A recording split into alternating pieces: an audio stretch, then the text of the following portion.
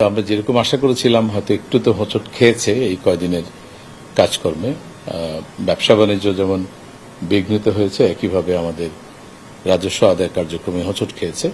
কিন্তু আজকেও সময় আছে, আজকেও তারা চেষ্টা করছে, কারণ এগুলো আগে থেকেই আসলে মাসের শুরু থেকে ইভেন গত মাসে এগুলো কিন্তু আমাদের ট্যাক্স অফিসারদের প্ল্যানের মধ্যে ছিল।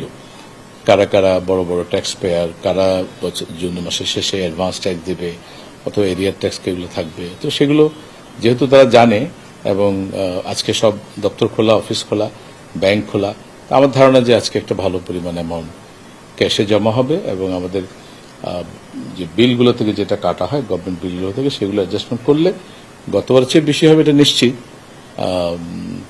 একটা সার্টেন পার্সেন্টেজের গ্রোথ হবে, কিন্তু আমরা যেরকম আশা করেছিলাম হয়তো সেটার কাছাকাছি থাকবে আর কি।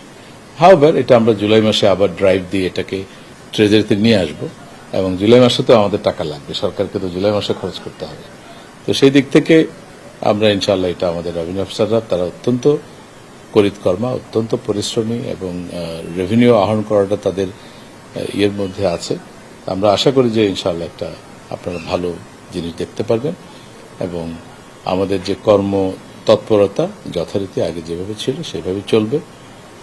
আমি আমাদের রেভিনিউ অফিসারদেরকে বলবো যা কিছু হয়েছে এগুলো সবকিছু ভুলে গিয়ে আমাদের রাষ্ট্রীয় স্বার্থে, দেশের স্বার্থে আমরা সকল কাজ করব এবং আমাদের যে কাজগুলো আছে সেগুলোকে আমরা এগিয়ে নিয়ে যাব। আমরা আশা করি যে আমাদের আর এ ধরনের বড় কোনো হয়তো ইয়ের মধ্যে আমাদের যেতে হবে না, সমস্যার মধ্যে দিয়ে যেতে হবে না, আমরা এটা আশা করি। আমাদের রেভিনিউ অফিসাররা যারা আছেন, ফিল্ডে যারা আছেন, সবাইকে আহ্বান জানাবো তারা অতীতে যেভাবে দক্ষতা এবং নিষ্ঠা এবং কঠোর পরিশ্রম করে রেভিনিউ আদায় করেছেন একইভাবে তারা তাদের কাজগুলো কন্টিনিউ করবেন।